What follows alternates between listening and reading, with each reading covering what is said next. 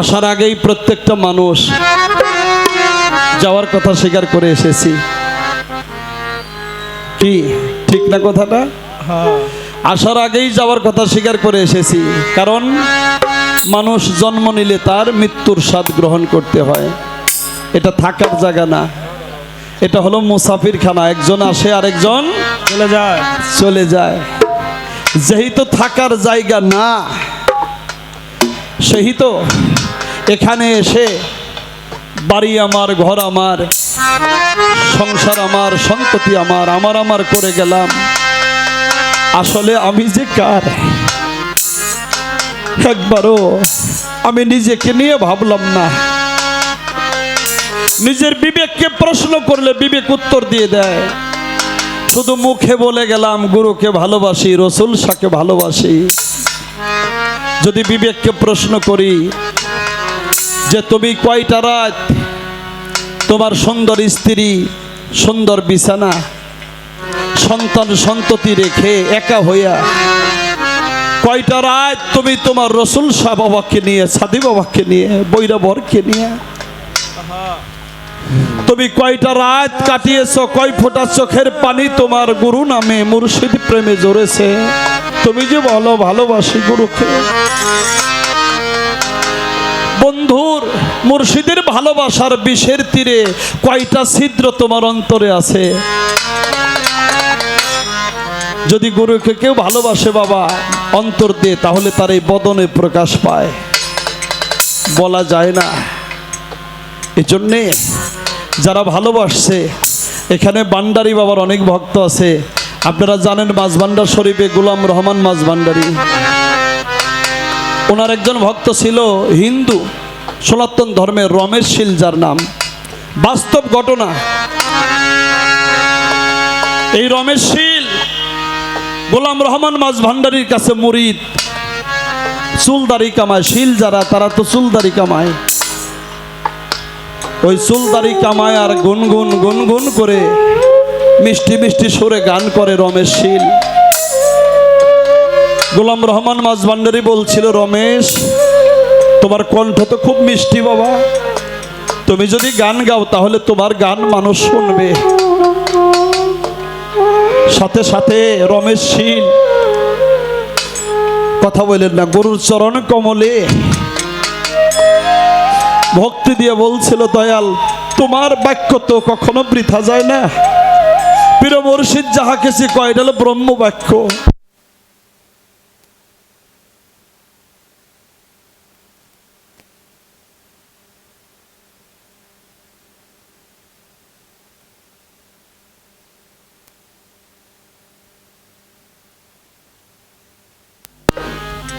আপনাদেরকে কষ্ট দিতেছি, এই সাউন্ডটা ঠিক করতে হবে। হ্যালো হ্যালো,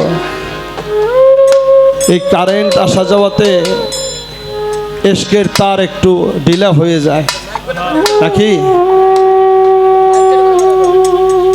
এই জন্যে আমার এই কথাটা বলার উদ্দেশ্য, এখানে আমার পুলিশ প্রশাসন বাইরে আসছেন, তো এই জন্যে এই কথাটা বলে আমি একটি গান করব।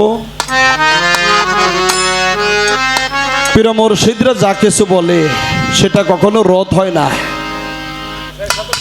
রমেশ শীল ভক্তি দিয়ে বলছিল, দয়াল তুমি যখন বলছো আমার গান মানুষ শুনবে, আমি আজ থেকে গান লিখব এবং গান গাবো। রমেশ শীল অনেক গান লিখেছে। তোরা দেখবি নামের কত ফল, একবার রসুল শাহ নামে বিশ্বাস করে চল, আমার সাদি নামে বিশ্বাস করে চল। রমেশ শীল গান লেখে, গান গায়। সনাতন ধর্মের মানুষ, হিন্দু মানুষ মুসলমানের কাছে মুরিদ হয়েছে, হিন্দুদের তো একটু রাগ হয়েছে। কয় শালা গা, গান গা, যেদিন মরবি সেই দিন তোরে চিতা খোলাই না, এমন পুরান পুরা মোর বাইরা মতরে সেদিন তোরে কেরা বাঁচায়। রমেশ শীল মানুষ তো কুল্লে নাফসে জায়কাতুল মউত, রমেশ শীল যেদিন মারা গেল, মারা যাওয়ার সাথে সাথে সনাতন ধর্মের একদল মানুষ আইসা রমেশ শীলের জানাজার মধ্যে বাধা দিল, বলল যে আপনারা রমেশ শীলকে এই মুসলমান ধর্মের রীতিনীতিতে তাকে কবরস্থ করতে পারেন না, কারণ সে হিন্দু লোক। তার গোত্রের মানুষ আইসা বাধা দিল। আর মাঝ ভান্ডারী ভক্তরা বলল যে রমেশ শীল ও আমাদের ভাই, ভক্তের কোনো জাত হয় না, আমরা ওরে আমাদের মুসলমান ধর্মের রীতিনীতিতে কবরস্থ করব, জানাজা পড়ব। দুইটা দলে যখন ঝগড়া লাগলো, এমন অবস্থা হয়ে গেল, মারামারির অবস্থা। এমন সময় থানায় থেকে খবর পাইয়া ওসি সাহেব তার সাথে কয়েকজন আরো যারা সঙ্গী আছে, যারা এসআই এএসআই কনস্টেবল, তাদেরকে সাথে নিয়ে ওসি সাহেব নিজে আইসা বলল তোমরা ঝগড়া করো না, এর সিদ্ধান্ত আমি নিজে দেব। ওসি সাহেব ধমক দিয়ে বলল আপনারা যে যার জায়গায় দাঁড়িয়ে যান। এক পাশে সনাতন ধর্মের মানুষগুলো দাঁড়াইলো, আর মুসলমান ধর্মের মানুষগুলো আরেকটা সাইডে দাঁড়াইলো। ওসি সাহেব বলল আপনারা কেউ মারামারি করবেন না, এর বিচার আমি করব, আমি সিদ্ধান্ত দেব, আর আমার সিদ্ধান্তই হবে চূড়ান্ত সিদ্ধান্ত।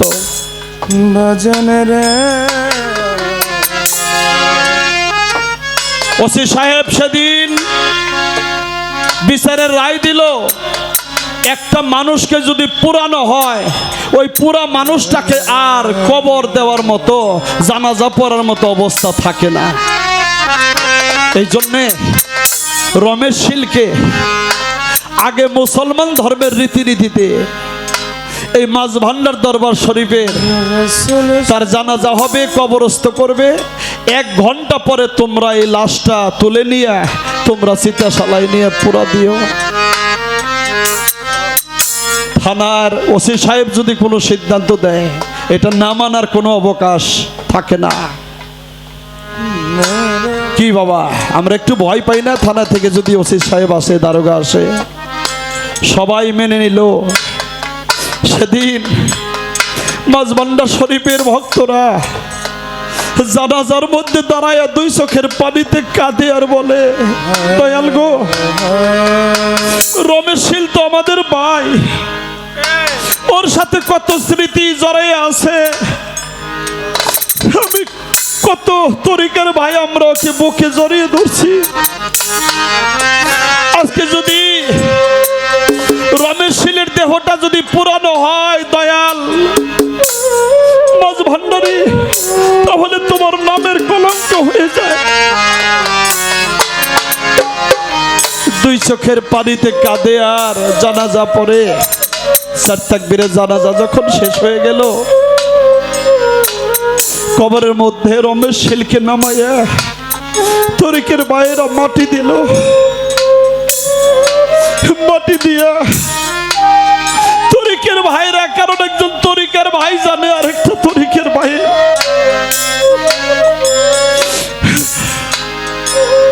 তরিকের ভাইরা দরবারে যাইয়া সেজদায় পড়ে গেল।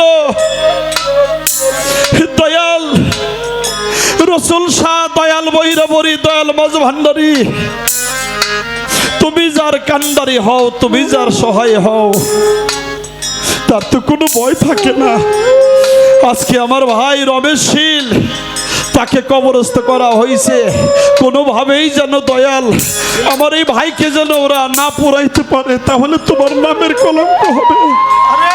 আর আমরা তরিকার ভাই হয়ে কেমন করে দেখবো আমার তরিকার আরেকটা ভাইকে আগুনের মধ্যে পুরায়?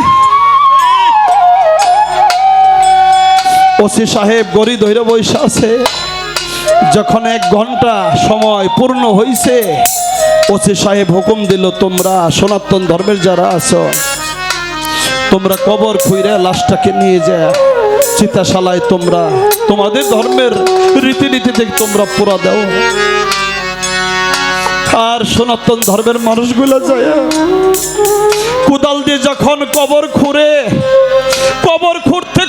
কবরের শেষ প্রান্তে চলে গেছে, সেখানে কোনো লাশ পাওয়া যায় না। সবাই অবাক হয়ে গেছে, দেখে কবরের মধ্যে একটা গোলাপ ফুল পড়ে আছে। দয়াল বৈরা মরিজার সহায় হয় রে। আমার রসুল সমাজ যে ভক্তের আপন হয়ে যায়, সেই ভক্তের কখনো কলঙ্ক হতে পারে না, কারণ মুর্শিদের চরণ হইল অমূল্য ধন, যে ধরে আছে জগতের মুর্শিদ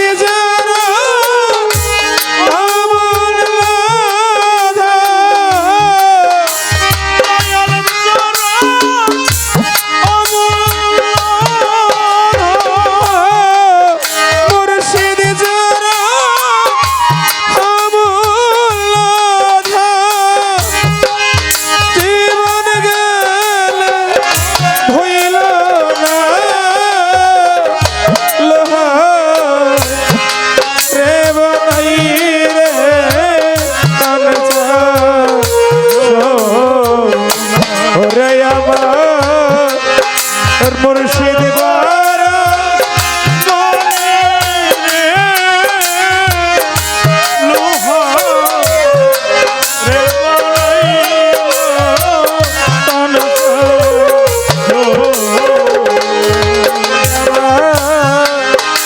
মুর্শিদ নামে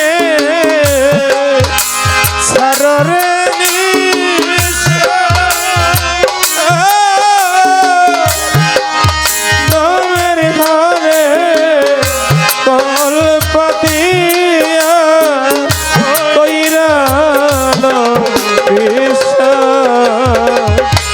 ওরে আমার দয়াল নামে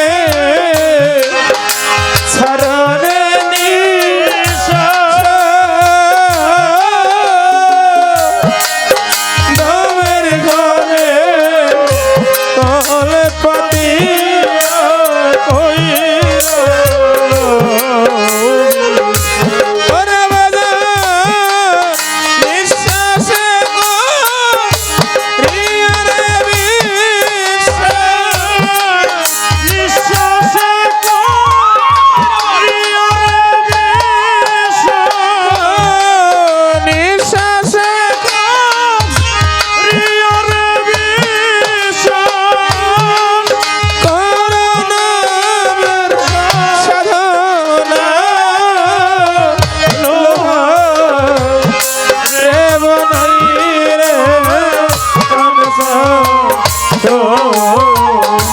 ওরে আমার সাদি মারা মনি রে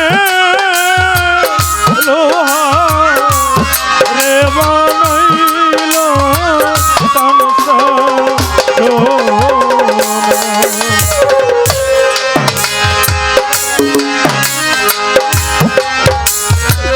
মুর্শিদ নামে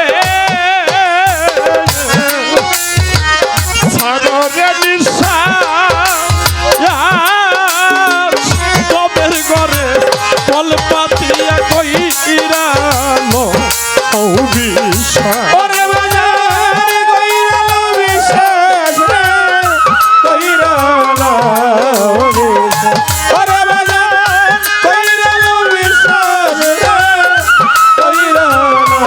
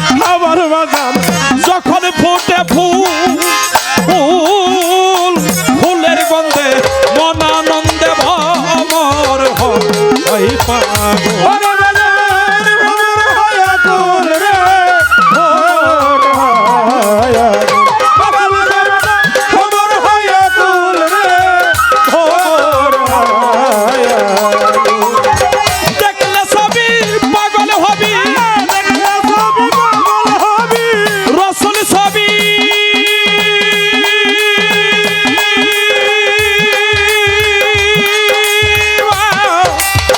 বৈরা বারাবা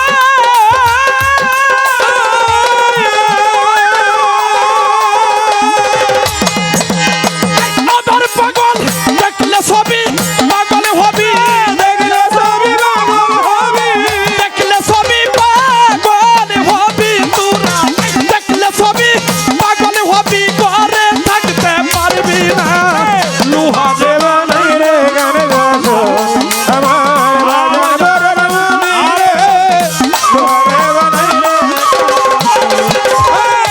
এই দয়াল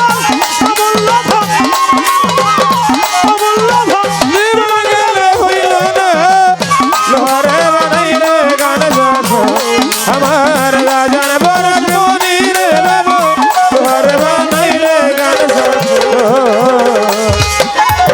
কালা শাকা